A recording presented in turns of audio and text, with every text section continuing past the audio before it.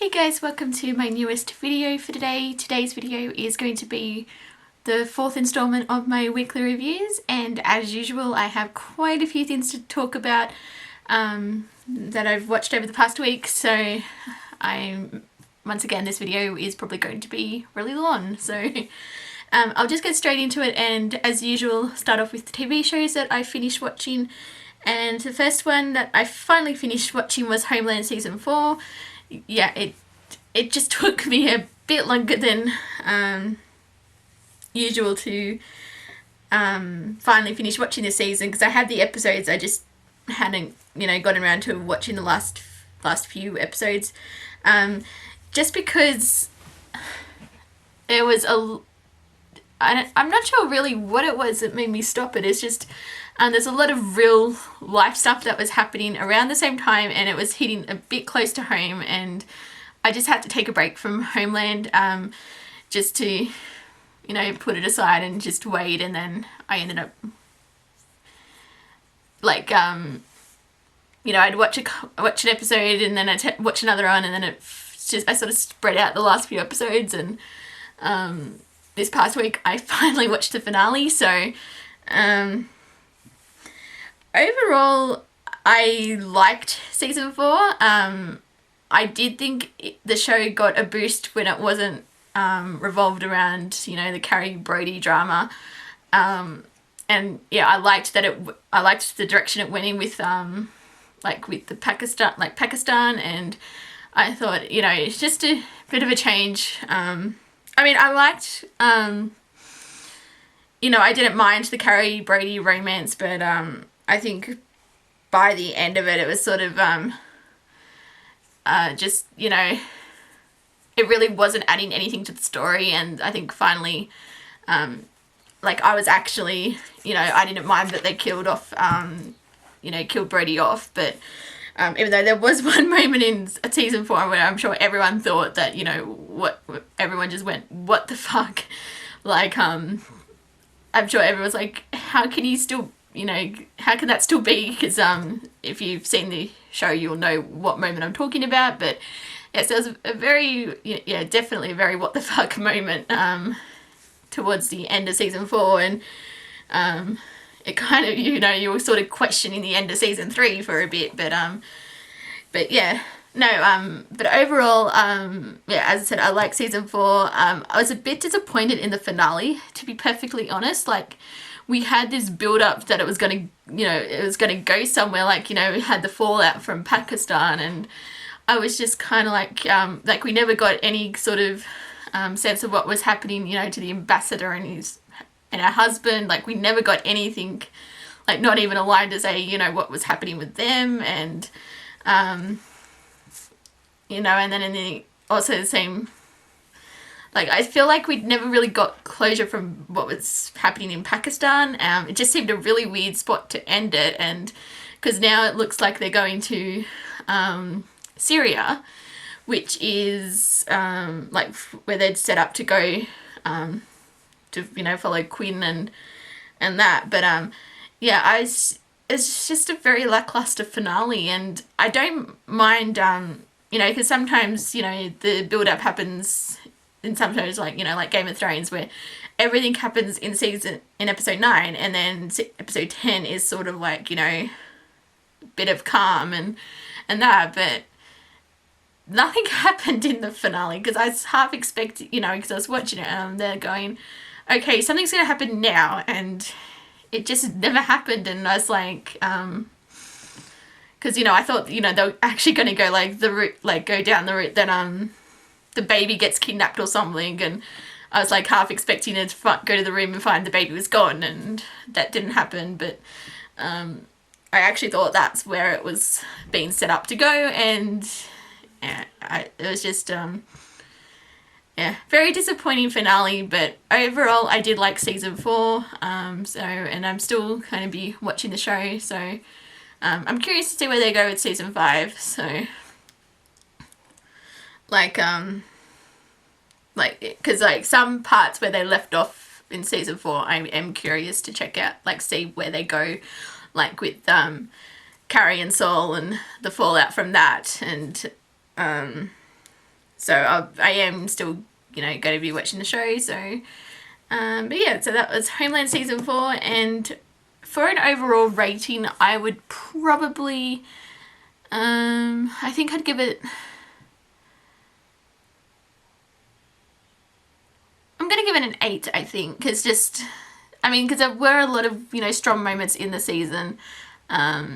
And there's some very good episodes, but yeah, as I said, the finale just wasn't very good. And so I think, yeah, overall it's a 8 out of 10 for Homeland season 4.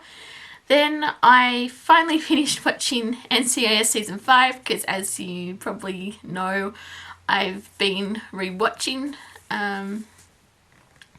NCIS.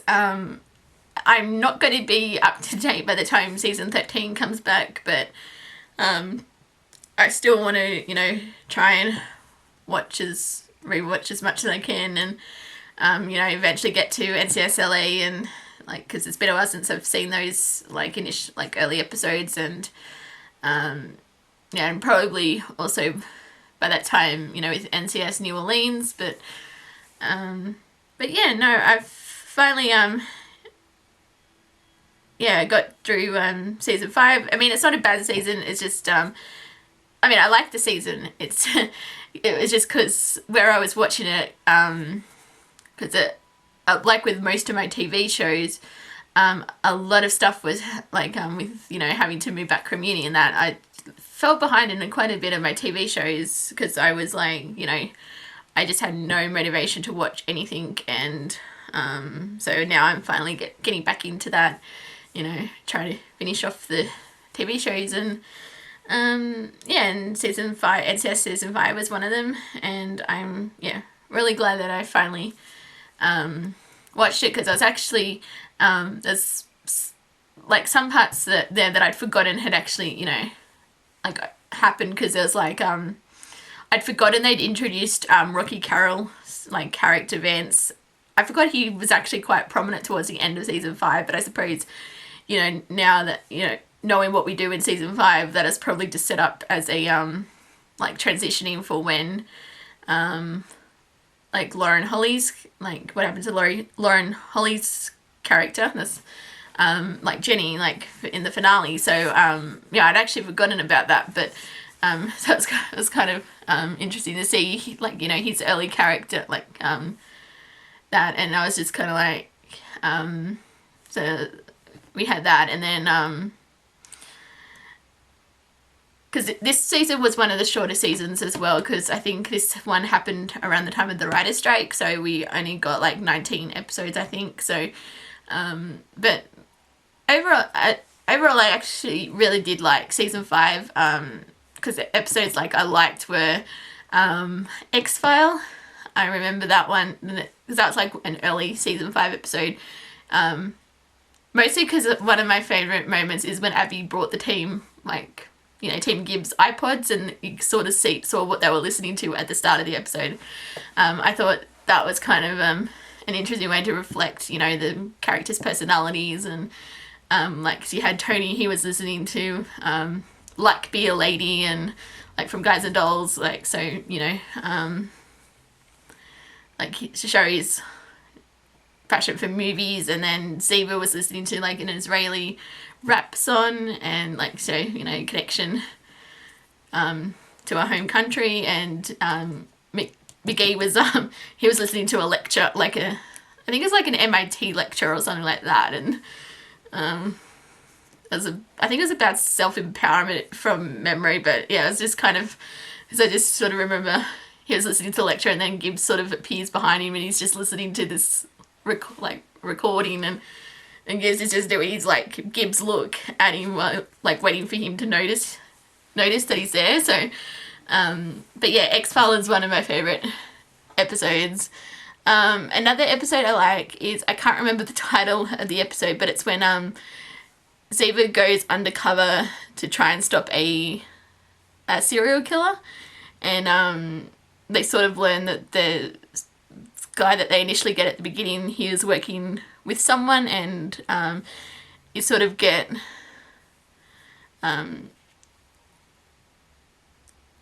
it's sort of, yeah, just her way of like coping with what she went through. And because like she ends up so I think, if memory serves, she ends up shooting the guy she's with at the start, and then it sort of goes from there. It's I thought it was a really well done episode, and you sort of got a bit of vulnerability with Ziva, and I think that it kind of just shook her, because it's like, she's not as strong as she appears to be, and I kind of liked how they went with dealt with that in the episode. And so there's that. I like that episode. And then there's I liked the finale. I thought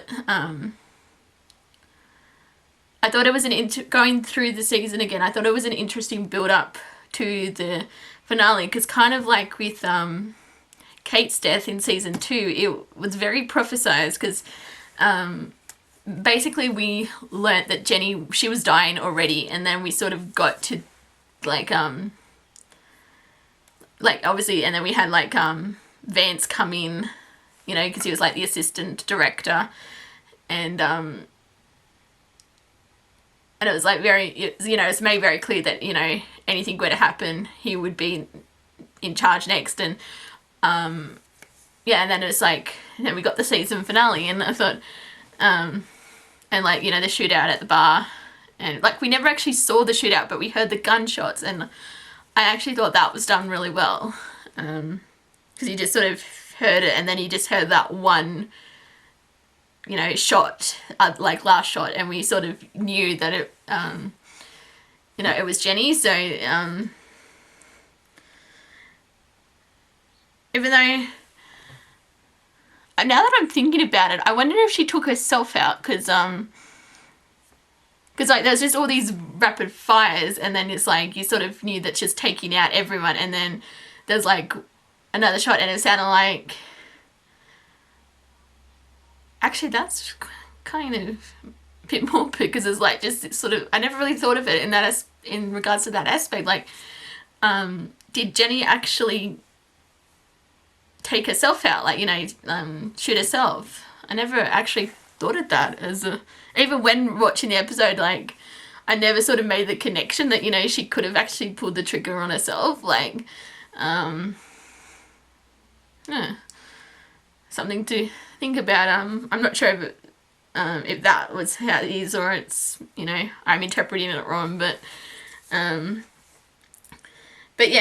so I thought the season 5 finale again was done really well, and also like where it left off, like with the team being reassigned. And I mean, obviously I know it's what's going to happen like come season 6, because I've seen the show before, but it's just you sort of, if you were watching it at the time and the team was being reassigned, and you thought, what's going on? So but yeah, no, I actually quite enjoy, like overall really like season 5, but I'm definitely excited to get back in, like for watching the rest of the, like I'm nearly at the halfway mark with the season, so I think overall I'd probably give NCIS season 5 a 7.5 out of 10. Like it's not, as I said, not a bad season. It's not one of my overall favorite seasons, so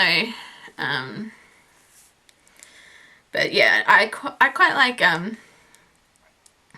still quite like season 5. So and then the last TV show that I watched this week, I finally finished Farscape season 1. This one I was watching on Netflix, and this has become one of my new favorite things ever. I just loved Farscape. I thought I would, like, because it's a space opera basically, but I'd seen bits and pieces of it that I was actually quite intrigued by, like basically the little bits that I saw, but I never sat down to watch like a proper episode. And then I decided to start watching it on Netflix, and then I sort of was spreading it out here and there, and then I was like, right, I'm finishing season 1, and I ended up like binge watching like 7 episodes, and the last 7 episodes of season 1 were really good. Because that's where we get introduced to Scorpius, and I'd obviously heard of the characters, and I knew what he was after, like, you know, his connection to like John, and yeah, but as sort of like seeing that played out, I thought that was quite interesting. And then obviously the finale, I was just like, what? Yeah, because it's just kind of like going back and watching these shows, you know, now that they've been off the air for so many years, just going watching those finales, and you're like, I'm so glad I wasn't watching this when it was first airing, because I would be like having to wait for the episodes, you know, to come back. I think that would have been like, yeah, like, because I mean, compared, like, just waiting, I think, I mean, obviously with the summer hiatus, like, you've got to, like, I'm waiting for the shows to come back in September, so, like, because, you know, been waiting since, like, May, but, there's not much, actually, speaking of that, there's not much longer, it's, like, a month till most of my shows come back, so, but, yeah, no, I was actually really enjoying, Farscape Season 1, and I definitely want to continue with the show, as it says, especially where they left the finale. I mean, I know they don't die, but still, it was pretty, like, just seeing John and, Dargo just floating there in space, and it took, like, Callis, was that the other guy's name? Like the peacekeeper who's been after John because John accidentally killed his brother. He took off with the baby Leviathan, and who Aaron named after her father, and it's just, yeah, there were a lot of feels in the Farscape Season 1 finale.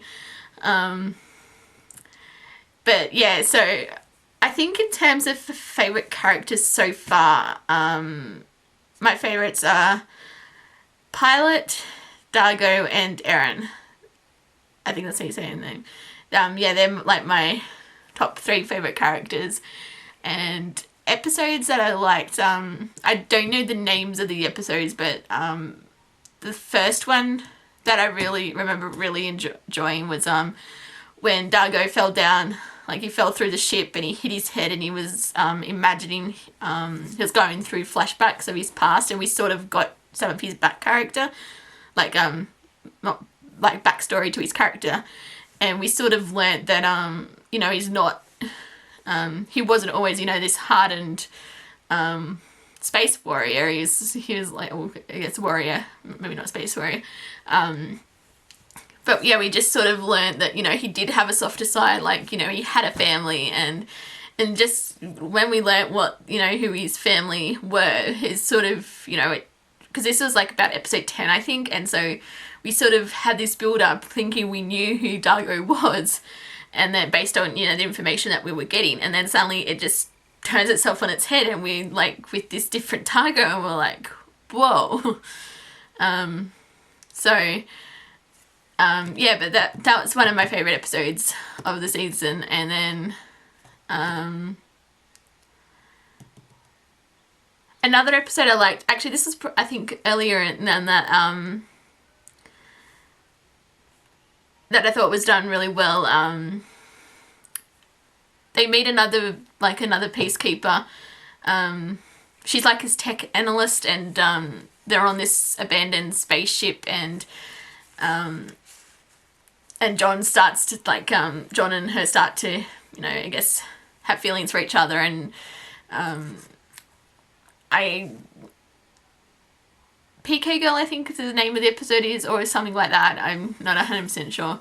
But I thought that episode was done really well. And also the one where John, like, you sort of think John's found a wormhole back to Earth, and he's sort of, like, it sort of sets out like it's on Earth, and then we get Aaron, Dargo, and Rigel following him, and they're all imprisoned in this, like, military compound, because, like, they're trying to figure out what's going on, and, yeah, and then it's basically, it goes from there. It's because because you're sort of thinking it's the real deal, and then later on you're sort of thinking, it may not be, you know, as straightforward as what we think it is. But I did like that episode.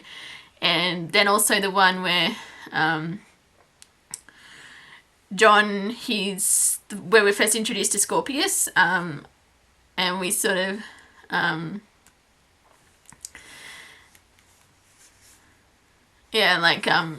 I thought that the two-parter was done really well, just because you're sort of like watching as like, you're like, are they going to get to John in time? And then it's like you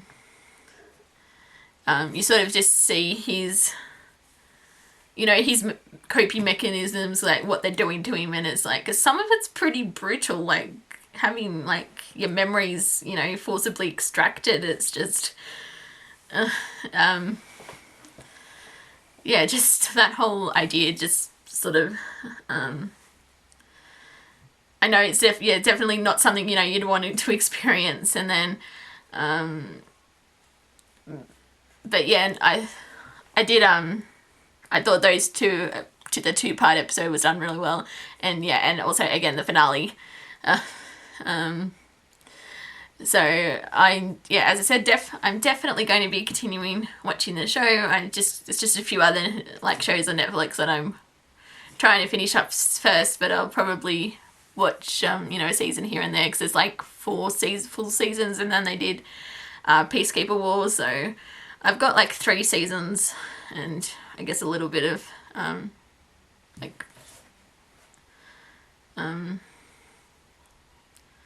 I guess I think it's technically called season 5, even though it's like only 2 episodes. But yeah, no, I did love Farscape season 1, and I gave it a 9 out of 10. Okay, and then getting on into the movies, like first up, it's a bit random, but I ended up watching the first 3 Paranormal Activity films.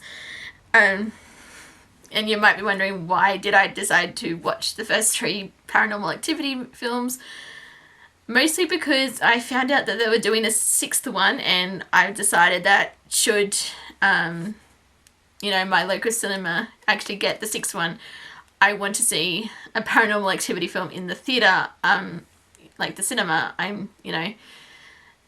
Because I sort of went into these not expecting much from these type of films, and I was actually pleasantly surprised. It's because with the whole concept of found footage and that, and like the format's I guess a bit overdone now. Maybe not a bit, it is overdone, but I actually liked how they sort of tied in through the security footage and like the cameras, and we sort of got glimpses of we got a sense of the characters, and then their reactions to what was going on. And some of the stuff actually was quite creepy, but they weren't the scariest films I've ever seen. Like, I wasn't that scared. I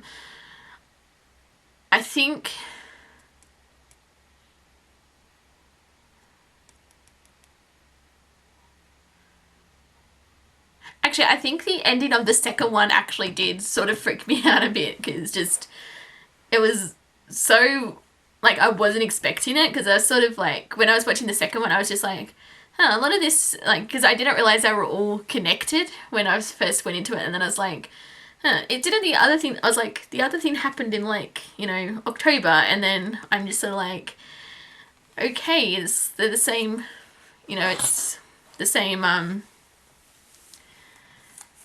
set in the same universe, I guess. And then, yeah, just the ending of that is just, and also the ending of the third one, actually, just that death was kind of but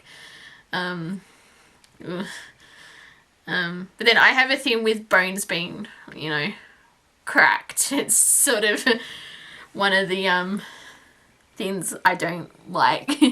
So yeah, that, what happened at the end of the third one kind of got to me as well.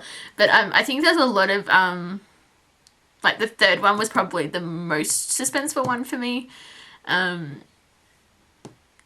But overall I did like like just basically with the stuff like, you know, that's happening to the when they were kids, and because, you know, you were sort of, you kept watching and you were thinking something was going to happen and it didn't. I think that the build up, I actually think that was something that these films did actually quite well, was just the build up. And there's like there's very little music as I only remember, I think, hearing a couple of like of the bits of the score, but yeah, no, it was yeah, some of the stuff, like especially as you got into, you know, I guess the activity was actually starting to really happen. That's when, yeah, you got the build up, and then you got the suspense, and, you know, you were just sort of like, is something going to happen? Is something going to happen? And then, but because I think it made it even more creepy because, you know, we didn't have the build up, like really a build up with the music like a lot of horror films do. And so I did like that in that regard. But yeah, so overall I was very pleasantly surprised by the Paranormal Activity films, and I do want to finish like the series. So I've got 2 more to go. But yeah, so I gave Paranormal Activity, the first one, I think I gave all of these, like all of them, a 7.5 out of 10. I just really had, you know, I really enjoyed watching them, and yeah. So then I watched Mission Impossible 3 and Ghost Protocol. I finally finished my rewatch of the Mission Impossible films. Mission Impossible 3, I was actually surprised by how much, because I sort of like, again, you sort of had like a change between, you know, the second one and then the third one, and I think the third one was more of a homage back to the first Mission Impossible film, like, because I sort of mentioned before that I didn't really like the change in style with the second one, but the third one I thought was really good. I like J.J. Abrams' directing style, and you sort of got into the action right off the bat, like when you've got the, you know, the torture scene. And I actually forgot Philip Seymour Hoffman was in this. He was really good as a villain, and as other people have noted, I think he's the best one that we've had like in the Mission Impossible series. Yeah, he was excellent in this film, and I don't know what it is. I just really liked, you know, it's fast paced. There really wasn't a slow moment. I liked Maggie Q. I thought she was because I was like, other people are saying, like, you know, they wanted her to come back, and I was like, Maggie Q, like I was trying to remember her in the film, and then I rewatched it and I was like, that's right. Because I think one of my favorite moments in, like, they're in Rome and they're getting away, like they're making their escape, and he's like, Tom, like, Ethan's telling her to blow up the car, and she's like, but it's a nice car, and then he's like, blow it up anyway. Yeah, it's just like moments like that. And then we also got I did like how they were trying to give him, like, to show what a normal life would be like for him. Because I know I said in the second one I didn't really like, you know, they were trying to shoehorn in a romance between, you know, Sandy Newton and, you know, Tom Cruise, between them. I didn't really feel like they had that chemistry. Like, it wasn't really, I guess, believable in that sense. But Michelle Monaghan and Tom Cruise, they had remarkable chemistry. You could believe them, that, you know, they were a couple, and I sort of liked, you know, how their relationship evolved. And another of my favorite moments is when like Luther's trying to tell him, is like, you know, this is our life, we can't do, like, saying all this stuff that they couldn't do because, you know, of the lifestyle that they led. And then he's like, I married her 2 days, like, Ethan's like, I married her 2 days ago, congratulations. Just that exchange, I just had a lot of fun with that. And I also liked, because this film we first got the introduction to Simon Pegg's character. I mean, he wasn't in it that much, but I did, you know, I liked, you know, the bit, you know, the times that we did see him, like, but yeah, overall, I did really enjoy Mission Impossible 3, and I ended up giving it an 8 out of 10. 8 out of 10. And then for Ghost Protocol, this was my favourite out of the ones I'd seen, you know, prior to seeing Rogue Nation. Because I saw Ghost Protocol in the cinema. It was my first time with a Mission Impossible film, seeing it on the big screen, and I just had such a fun time with it. And then again, like when I rewatched it recently, it's just, yeah, it's just, I just loved everything about this film. It was just like, you know, a lot of fun. I liked, you know, Jeremy Renner in this film, because I thought he was, you know, a good addition to the team, like, with the connection of, you know, his character story to Ethan. I liked, yeah, just, you know, we got, like, backstory which added, like, a lot of, you know, drama and, you know, suspense in the team. And so because, like, you know, they're on the run, it's like, because IMF's been disavowed, and yeah, just sort of seeing them on their, trying to do it on their own, I did like that aspect of it, because it sort of, I guess, sort of reminded me a bit with the first one where Ethan's on his own, like, it's, you know, he's on the run, and, like, there's a real sense of urgency. And I think with 3 and Ghost Protocol, there's a lot of urgency, like, because it wasn't, you know, there's always something going on, and you, like, had to get to one place, you know, you had to go from one place to the other, and you had to keep just going for it, and you know, whatever crisis, you know, that they were dealing with. And yeah, it's yeah, because I was like aspects I enjoyed with, you know, the 3 and 4, and also with 5, but yeah, no, I really enjoyed Ghost Protocol. Some of my, you know, favorite moments. I really enjoyed the Dubai scenes, like with the stunt with the tallest building. Like, that was just seeing that again on the thing, cause it just sort of like, your heart just starts pounding, even though you know what's happening, like, going to happen. It's still quite intense to rewatch it. And then also, you've got the dust storm coming in, and just that scene's just one of the tensest parts in the film. It's just yeah, it's just kind of crazy. And then because I also liked in the lead up to that scene when they're trying to figure out who's going to go on the outside, and like, Benji's like, I'm the tech person, and then it's Jeremy Renner's character's like, I'm the helper, and then so it's like up to you know, like, Ethan to go out and you know, try and, like, pull this switch. I can't remember exactly what he was doing. Like, they had to switch something, but yeah, no, just that entire sequence was just crazy. And another moment I did actually like, when they're at the party, and it's like, I can't think of what it was, because he has to get in, and, like, the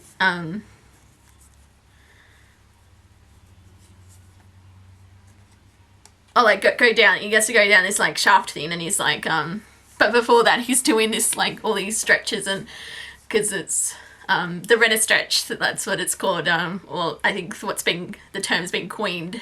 It may not be the you know, most it's not the official name, but that's what I think the fan base has called it. But yeah, I think that whole sequence was like, you know, they've got to go down, and he's like, do I really should I have, he's like, should I have jumped? And then he's like, because when they're telling him to, you know, he has to jump, and then they're like, have you jumped? And he's like, should I have? I just love that entire exchange. And then also I thought the ending was done really well, as so you've sort of got the with the whole car park, and you're just watching it and you're like, how is he still standing? I mean, he's barely standing, but he's you just sort of see him limping with the car, and that, and then right at the end the guy's just leaning over him and he's like, hospital, and he's like just that little nod. I thought it was quite I just thought, you know, it's like little moments like that, it just rounded out the scene. And but yeah, so overall I gave Mission Impossible Ghost Protocol an 8.5 out of 10. And yeah, so that was my rewatch of the Mission Impossible films done. And then I rewatched Interstellar, which I hadn't seen since I saw it at the cinema last year, and I loved it at the cinema when I saw it, and I still loved it. It's a big sci-fi epic, just like it's just a visually stunning film, and I know some people have issues with it, like, and I will agree, it's, you know, it's not perfect, but I loved it. You know, I wasn't, you know, going, you know, I don't need a film to be all technical and things like that. It's just, I was entertained. It kept my interest going. It's like, because, you know, it's one of those films where you blink and you miss, like, you know, some important information. And I think, I also think I got a lot more out of it the second time I saw it, because obviously the first time you're trying to focus on what's going on screen, and then because like with all the information and that, but when you rewatch it a second time, I think you sort of know what's going on. You can just look out for little details, and I think just appreciate the film more. And I think I definitely appreciated it a lot more the second time round. Just like with the story, and you know, the acting, it was just you were so engrossed with these characters and what was going on, and just a lot of, like, you know, drama, and yeah, I just thought it was done really, like, well. I liked, I think, I can't remember if I gave a review for Interstellar.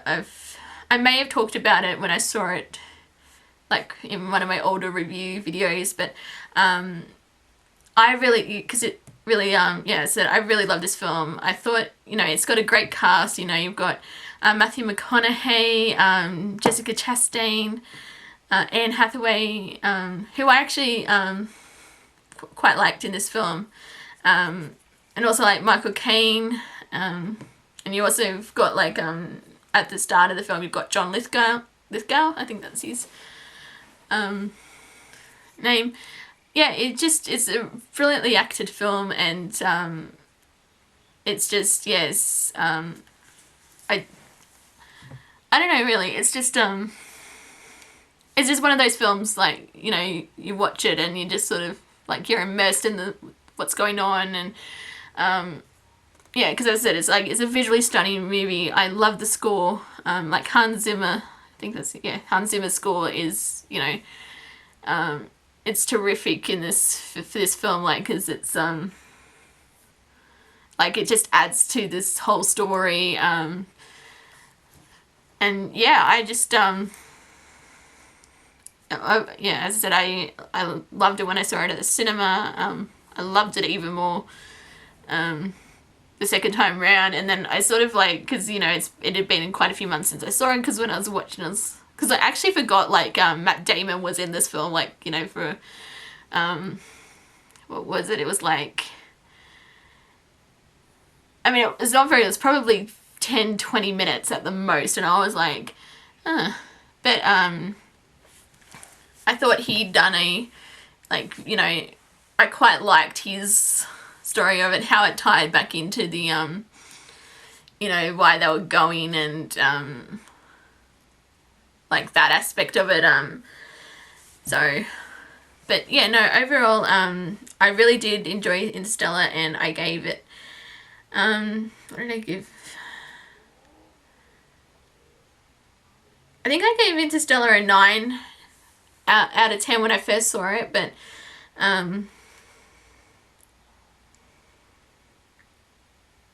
yeah, because I think it's still I do think it's still a 9 out of 10, but I did enjoy it a lot more when like I rewatched it. So as I said, like, you know, just to be able to appreciate it, just that little bit more of what the film was. So yeah, so that's Interstellar, and then I watched Pitch Perfect 2. I missed out on seeing it at the cinema because there's,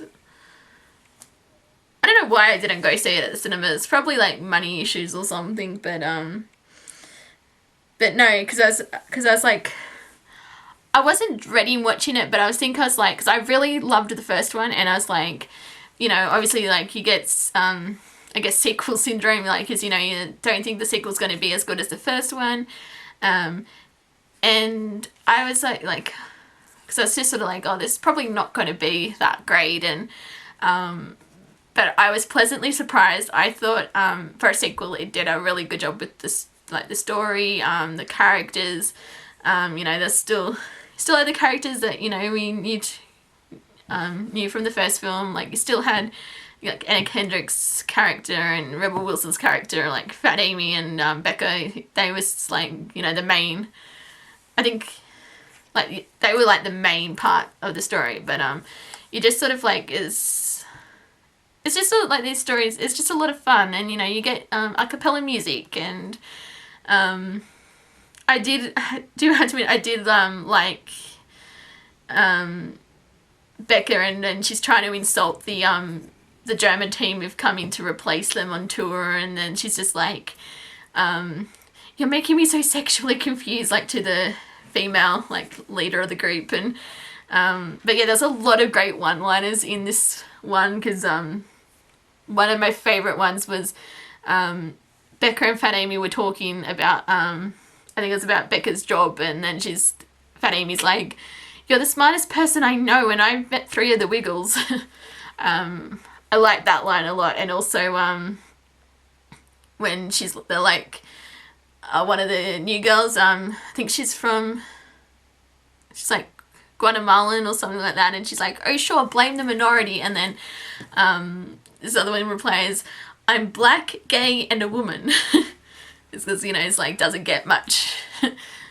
And the way she's like replying, she's like, I don't get much more minority than that. I just sort of love that whole exchange. But yeah, overall, I really did enjoy Pitch Perfect 2. I especially loved the end, because, you know, you knew what was, you know, the outcome at the end. But I did like when they brought back, they sort of had every Bella, like anyone has ever been a Bella, like when they came on right at the end. I did like that moment, and I thought it was quite heartwarming seeing that. And but yeah, I just had a lot of fun with Pitch Perfect 2, and for that I gave it I gave it an 8 out of 10. So, like, it's not as good as the first one, but it serves its purpose as a sequel. Like, it's just a lot of fun to watch. So, and then I ended up watching The Theory of Everything, which got nominated for Best Picture for this year's Oscars, and I'm slowly making my way through the Best Picture list. And wow, was this like, just, I wasn't really I mean, I knew the film was good, like, because, well, obviously you know, it'd gotten all these awards, and Eddie Redmayne won for his performance as Stephen Hawking, like his portrayal, and he definitely deserved the Oscar for this performance. He was almost unrecognizable, and that's just how much, like, you know, with the transformation in this role, and just sort of seeing, like, you know, how like with these, like, you know, you just sort of saw how like, you know, what was happening to him, like, as he's, you know, was becoming crippled by motor neuron disease, and you just sort of saw how that was impacting on, you know, everyone around him, like, and you saw his struggle, and it was just, yeah, really well done. It was, and yeah, you just sort of, because I mean, it wasn't so much, it wasn't really about, you know, his scientific achievements. Like, he got some of, you know, you got his best-selling works, and like, you know, you got like little bits about, you know, the theories he was working on, but it was more about the like family side, and also what his, you know, wife was going through, like, you know, helping him, and like how she was coping. You just sort of got that like real, like I guess intensity, like trying to cope with something like this. And yeah, because you just got, like, you know, I mean, obviously she loved, you know, her husband, but she was like, you saw how trapped she was, and then when she was seeking solace with her friend, and you thought, you know, and everyone just sort of assumed that, you know, she was having an affair with him, but it was just like, just sort of seeing her like how she was coping, because I thought Felicity Jones, she was also really good in this role, as Jane, I think that's the character, that's the wife's name. But yeah, I just thought it was a really solid story. It's not one of my favorites, like overall, like in terms of, you know, best pictures, but like, it's still, like, you know, in a top 10 of, say, 2014. It's still a really good movie. I think I gave it I think it's a 9 out of 10. It's again, it was brilliantly, like, you know, brilliantly acted, and yeah, just sort of like, yeah, just you were immersed in the story and what was happening, and yeah, I thought it was, yeah, it's done really well, and I'm glad I've finally seen it now. So that's Theory of Everything. Then I watched Pixels.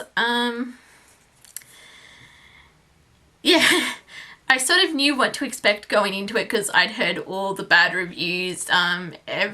Everyone was hating on it, and I can see why. It is not a good film at all.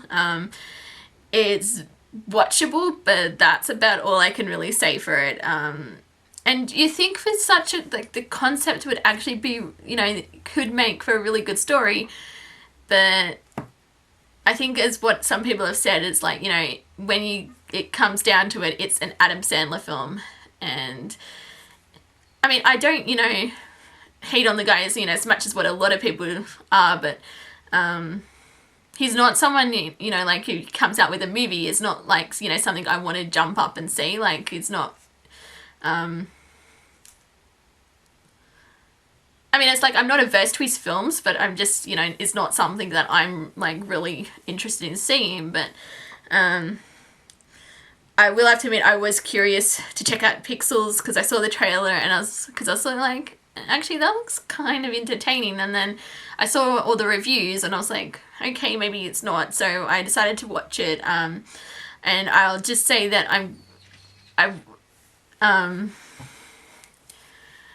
all I'll say is, I'm glad I didn't pay money to see this film. Like, yeah, it just, I think the only part I really liked was the Pac-Man thing. The sequence, I liked that, but yeah, it was just a very average film. And I will say, I did like Peter Dinklage in this. He was, yeah, I think he is about the only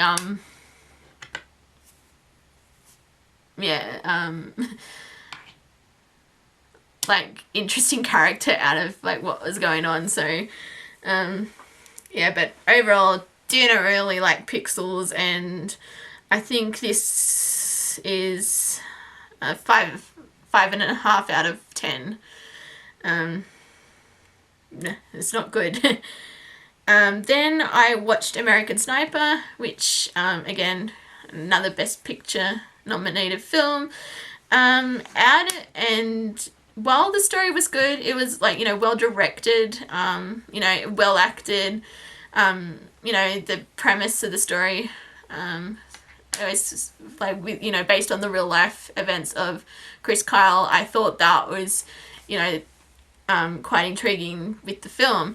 I just, for me, part of it was just coming off like it was just, another, war story. Obviously I know what happens, you know what happens in the real life version, but I didn't think the film itself was all that special. And as a war film, it's good, but and as I said, I thought it was well acted. Like, Bradley Cooper, he really sold this film. He was really, as I said, he's really good as Chris Kyle. But I think overall for the story itself, I just, didn't think, it's good, but it was not that good. I'm glad I've seen it, but I don't think it'd be one that I'd be necessarily in a hurry to go out and watch again. But yeah, that's just sort of my general feelings on American Sniper. I thought, because I thought the first, half hour was a bit disjointed, because they sort of seemed to, where they just jump cutting, I think that's the word, just through different points of his early life, so we got a sense of who he was. But I think those kind of scenes could have been fleshed out a bit more, because they just sort of seemed really hurried. And I think, it's just sort of those type of scenes, and we're just sort of watching them and do we really care about what his kind of childhood he's going through? And we never really got the emotional, I guess, family connection, because, it's when his brother was being picked on, and, he stepped in to finish the fight, and we're just sort of why do we care? Because it's just, we never really got told or shown, maybe that's a better way, of that connection. We sort of saw glimpses of it, but not, that they had this real strong brotherly connection. And or even as a family unit, with his family, because he sort of got later on when the wife's telling him, oh, have you spoken to your father? And it's just sort of made offhand, and then you just sort of see his reaction when he learns his brother's been deployed. But I think some of those sort of scenes could have been fleshed out a bit more, just on personal opinion. I mean, just with the story, because once it's into the actual story itself, and they're in he's actually out war with his when he's doing his tours, and that from there the story is really really good. Just and a lot of it's really tense, as because a lot of the calls, it's up to him, and you sort of just some of what he's some of the scenes that they, we're seeing over there is because obviously, war is horrible and everything, and some of what was happening was on the screen was quite graphic and disturbing, and because that's, I guess, there's a lot of realism, I think that's the word I'm looking for, just in what we're seeing over through this, I guess the soldier's eyes, and just what's happening. And then when they come back, and you sort of see they're shell shocked, and they're just they've lost something of themselves fighting this war, and you sort of just see it as they're struggling to come to grips with a normal life. And I think also I think we got the sense that's why they kept going back, because they couldn't I think that was part of because especially with because I think they made a point where she's you with the wife, she's you keep going back over there. It's I can't remember the exact thing, but it's I think like you don't know when to quit. I thought that was actually quite a poignant moment in the film. And I think it did show a lot of, like character depth and what, I just thought, moments like that, I thought really, sort of carried the film. And, but yeah, so as I said, it was a good film, just not a great film, and it's, I ended up giving it an 8 out of 10, like, because it was good, but just not that good, so. And then for the last of the regular films I watched, I saw Mortdecai with Johnny Depp, and I will be perfectly honest, I actually had a lot of fun with Mortdecai.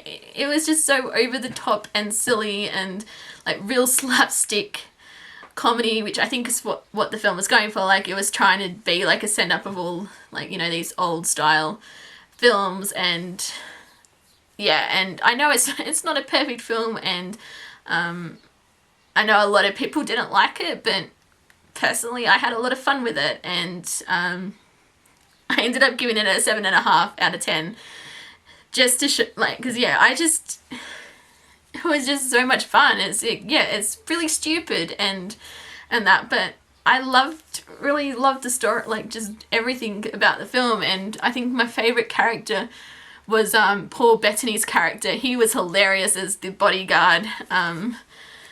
It's like, and he's like, just with everything that's going on, and all he says is like, "It's a pleasure, sir," and he's like things like that. And it's like, because it's, as I said, it's quite absurd, but I think that's what makes the film. And I just really enjoyed it. That's all I can really say about it. But as I said, I gave it a 7.5 out of 10. I liked it. So and then we get to the two films that I saw at the cinema this week. This past week, the first one I watched, it was a bit of a different film for me to see. It was a documentary style film called Women He's Undressed, which is based on the Australian costume designer U.N.C.L.E, who to be honest, I never really heard of, which I think was the point of this documentary, was to actually tell his story, because it's actually quite fascinating. Because he's like just seeing like all the work he's done, like on films, it's done heaps of films, like classic films, like, Oklahoma, Some Like It Hot, 42nd Street.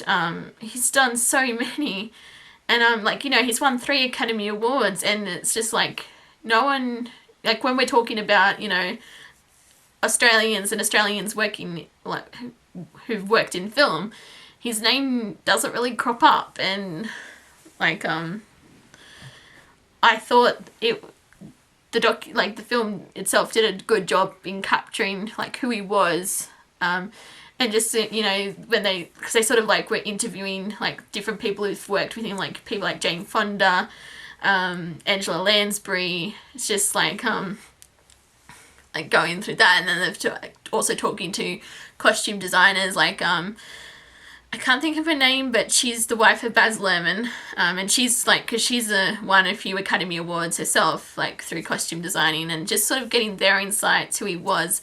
And then because the film is like, it's sort of different, because you sort of got the people they were interviewing and giving backstory that way, and then you'd also have people like, you'd had someone who was actually playing U.N.C.L.E,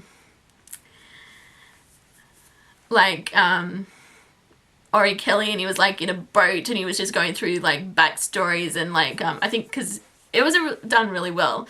And then you sort of intercut to like the person who was playing his mother, and you sort of saw like as the story went on how with success and everything, because she sort of started off like she's just like a housewife hanging up the washing, and then the next scene she's at a vanity table, and he's sending her like fur and flower, like pearls, and so I thought I liked how like the story progressed in that aspect. And but it was really fascinating. And one thing I was actually surprised about, because they said he had this relationship like with the guy's name was Archie, and I was sort of like, the name they said, I was like, that name sounds familiar, and I was trying to work out where I was, because, you know, it was his, like, long-term partner when he was living in New York, and I was just sort of, like, trying to figure out where I'd heard the name from. The guy, it's, Cary Grant's actual, like, his birth name. I was just kind of like, did not know that. So it was, that actual aspect of the story was quite fascinating as well. Just sort of what, you know, they had to go through because of their sexuality, and just like, especially like in Hollywood at that time, it's sort of quite fascinating, and just, you know, hearing the struggles, and I just thought it was just how they went about it, and it was, just a really well done story, like, documentary, and I gave, like, overall, like, just learning about who U.N.C.L.E was, and, like, you know, his personal life, his career, and, you know, just, you know, the highs and the lows, and it was just really well done, and I gave Women He's Undressed an 8.5 out of 10, and then the final one, this is, I watched Man from U.N.C.L.E, the Guy Ritchie film, and I don't know about anyone else, but I for one had a lot of fun with it, because I've only seen a handful of the original 1960s episodes, but I did love the like the callbacks to that, because you got the I guess the retro, she had the retro intro, like the intro titles were still the same, like with the like, you know, like, I guess the settings and everything, like, that was the like the same as the 1960s show. I thought Henry Cavill, is that his name, and Armie Hammer, I thought they were really good as Solo and Ilya. I can't pronounce the surname, because I actually thought Armie Hammer was actually, you know, he was it was like a really strong like likeness to David McCullum, like, because I thought, I could believe that he was, you know, the younger version of David McCullum. I thought that was actually quite interesting, in regards to, you know, like the acting, I guess the casting choices, and you know, I liked Cavill in this as well. He's, because, you know, he's like really suave and you know, James Bond-esque, which I think, memory serves, the Solo on the TV show was a bit like that as well. But yeah, no, I had a lot of fun with it, and it was, and it didn't take itself that seriously, like, as you could tell, you know, it was just, it was just like, it was just a lot of fun, like, it wasn't, as not, you know,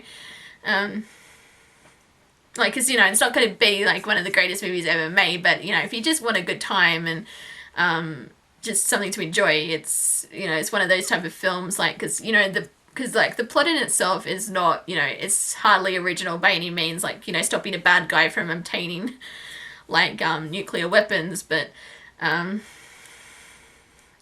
just sort of liked the, team up between, you know, I thought, Cavill and Hammer worked really well together, and, just sort of like that whole aspect of their relationship. I liked the girl as well, because I sort of thought, that aspect, like, of her character was quite interesting, which, I didn't actually see the twist coming, but I was like, I should have seen that coming, but you know, I had a lot of fun with it, and, I ended up giving Men from U.N.C.L.E an 8 out of 10. Okay, that is everything that I've watched. Yeah, I said it was going to be a long video. I just watch a lot of things each week, it seems, so, or I like talking about them, one or the other, probably both, but yeah, so I'm going to stop it here. So thank you guys for watching, and until my next video, I will see you guys next time. Bye!